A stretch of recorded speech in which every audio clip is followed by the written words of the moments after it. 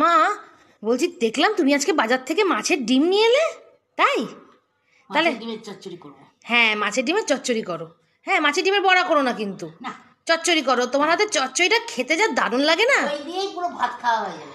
ঠিক আছে, তাহলে একটু রেসিপিটাও দেখাও কিরমভাবে করছো। তো বন্ধুরা, আজকে কোনো কনফিউশন নেই। আজকে আমরা জানি যে মাছের ডিমের চচ্চড়ি হচ্ছে, যেটা আমার কিনা খুব ফেভারিট। এবং মায়ের হাতের এই রেসিপিটা যদি তোমরাও দেখে নিজেরা বাড়িতে করো, তোমাদেরও ফেভারিট হয়ে যাবে। তো চলো কিভাবে হচ্ছে একটু দেখে নিই। প্রথমে মাছের ডিমটা নিয়ে একটু সিদ্ধ করে নিয়েছি, ঠিক আছে? আচ্ছা, সিদ্ধ করে নিয়েছি। জলটা যদি শুকিয়ে যায় ভালো, আর যদি না শুকিয়ে জল শুদ্ধ ঢেলে রাখতে হবে, ঠিক আছে? তারপর ওটা ঠান্ডা হতে দিতে হবে। তারপর আলু এরকম ডুমো করে কেটেছি। 200 গ্রাম মাছের ডিম এনেছি, তার সঙ্গে আমার ইচ্ছে মতো আলু নিয়েছি। নিয়ে এটা একটু ঝাল ঝাল খেতে ভালো লাগে, ঠিক আছে? তাই আমি কিছু লঙ্কা নিয়ে নিয়েছি।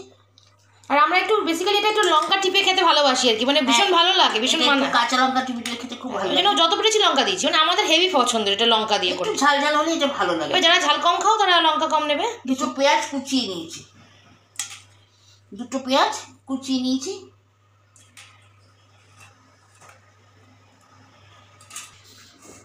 এর মধ্যে দিয়ে দেবো খানিকটা সর্ষের তেল, একটু শুকনো লঙ্কার গুঁড়ো, একটু কাশ্মীরি লঙ্কার গুঁড়ো,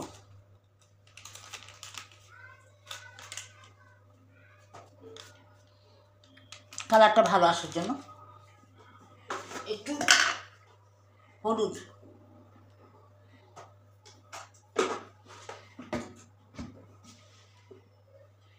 একটু নুন আন্দাজ মতো পরিমাণ অনুযায়ী দিয়ে এটাকে মাখবো। কড়াতেই তুমি মেখে নিচ্ছ যাতে ডাইরেক্ট চাপিয়ে দিতে পারো? হ্যাঁ, কড়াতেই মেখে নিচ্ছি।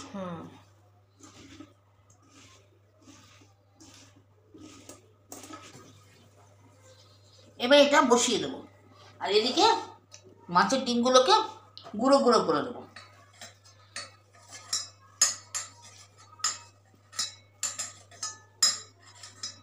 তো পুরো করে নেওয়া হোক সব, পুরো চাকগুলো, তারপর বসানোর পর আবার আসছি। তো বন্ধুরা দেখো চাপানো হয়ে গেছে।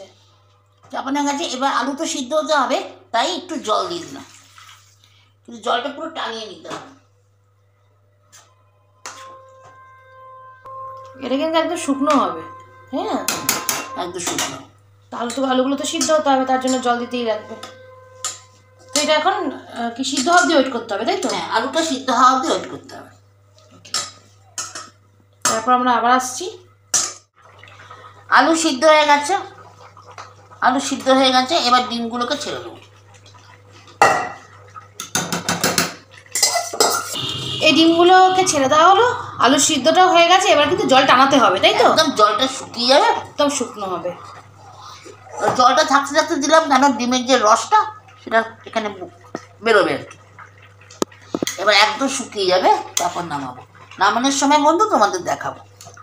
তো দেখো বন্ধুরা, টোটালি কিন্তু রান্নাটা কমপ্লিট হয়ে গেছে। হ্যাঁ বন্ধুরা, একদম মাছের ডিমের চচ্চড়ি কমপ্লিট। এটার মধ্যে একদম চিনি দেবেন না, চিনি দিলে খেতে ভালো লাগবে না, চিনি ছাড়াই করবেন।